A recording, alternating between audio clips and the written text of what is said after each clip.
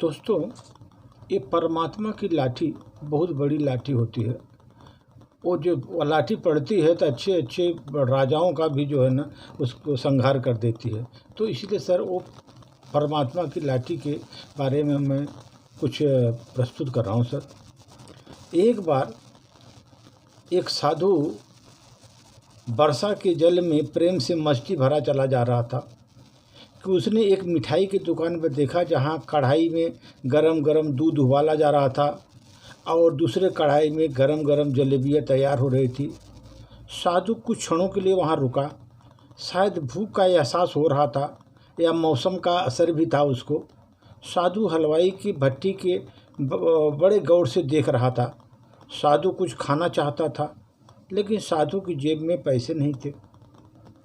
साधु कुछ पल भट्टी से हाथ सेकने के बाद चला ही जाना चाहता था कि नेक दिल हलवाई ने उससे रहा नहीं गया। उसने एक प्याला गरम दूध, कुछ जलेबियां साधु को दे दी। साधु ने गरम जलेबियां और गरम दूध खाई और हाथों को ऊपर उठा करके हलवाई के लिए प्रार्थना की, फिर आगे चल दिया। साधु का पेट भर चुका था। वह दुनिया दुखों से बेपरवाह फिर एक नए जोश से बारिश के गंदे पानी में छींटे उड़ाता हुआ जा रहा था। वह इस बात से बेखबर था कि कोई युवा नवविवाहित जोड़ा भी वर्षा में उससे जल को बचाते बचाते आ रहा है पीछे। इस बार से मस्त साधु ने बारिश के गंदे पानी को जोर से लात मारी। बारिश का पानी उड़ता हुआ सीधे आने वाली युवती के कपड़ों को भिगो दिया। उस औरत ने कीमती कपड़े पहने थे जो कि वो पानी से भीग गए। उस पर युवा पति ने वो चीज़ उसको बर्दाश्त नहीं हुई।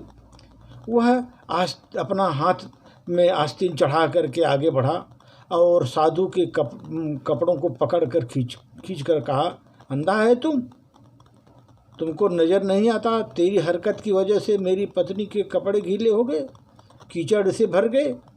साधु हक्का बक्का सा खड़ा था, जबकि युवा को साधु का चुप रहना बहुत बुरा लगा। महिला ने आगे बढ़कर उस साधु को छुड़ाना चाहा, लेकिन युवा की आंखों में निकलती नफरत की चिंगारी को देखकर वो पीछे खिसक गई।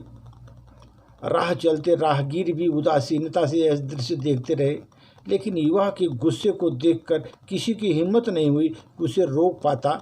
आखिर जवानी के नशे में चूर इस युवक ने एक जोरदार थप्पड़ साधु के चेहरे पर जड़ दिया।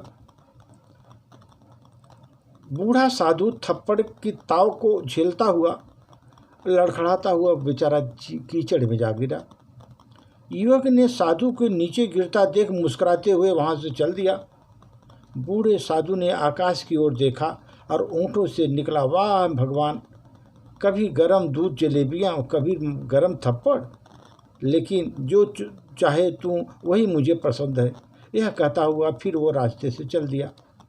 दूसरी ओर वह युवा जोड़ी मस्ती में अपने मंजिल की ओर गया। थोड़ी दूर चलने के बाद वह मकान के सामने रुका, अपने घर पहुंच गया था।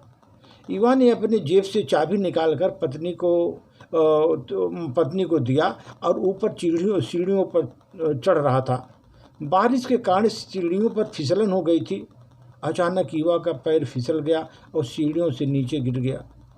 महिला ने बहुत जोर से शोर मचाया कि ध्यान लोगों को आकर्षित किया, जिससे लोग तुरंत सहायता के लिए आए और लपक करके युवा को संभाला, लेकिन देर हो चुकी थी। युवा का सिर फट गया था और कुछ देर बाद खून बह जाने से नौजवान युवक की मौत हो चुकी।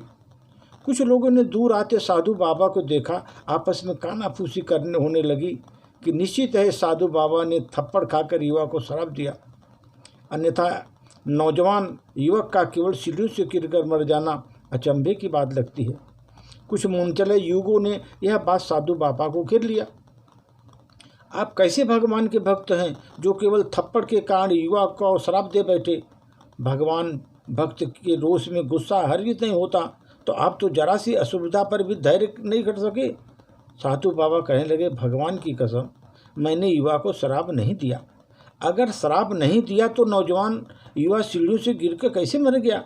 तब साधु बाबा ने दर्शकों को अनोखा सवाल किया, आप में कोई इस घटना का चश्मदीद गवाह है, मौजूद है? युवक आगे बढ़ा, हाँ, मैं इस घटना का चश्मदीद गवाह हूँ। साधु ने अगला सवाल किया, मेरे कदमों से जो कीचड़ उछड़ा था, क्या उस युवा के कपड़े को दाग किया था? युवा बोला, नहीं, लेकिन महिला के कपड़े जरूर खराब हुए थे। साधु ने बोला, युवक की बाहों को थामते हुए बोला, फिर युवक ने मुझे क्यों मारा? युवा कहने लगा कि भाई ये युवक ने क्यों मारा?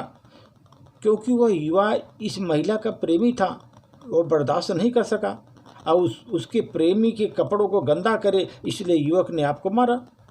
युवा की बात सुन करके साधु ने जोरदार ठहाका लगाया और बुलंद आवाज़ में कहता हुआ कि वहाँ से विदा हो गया।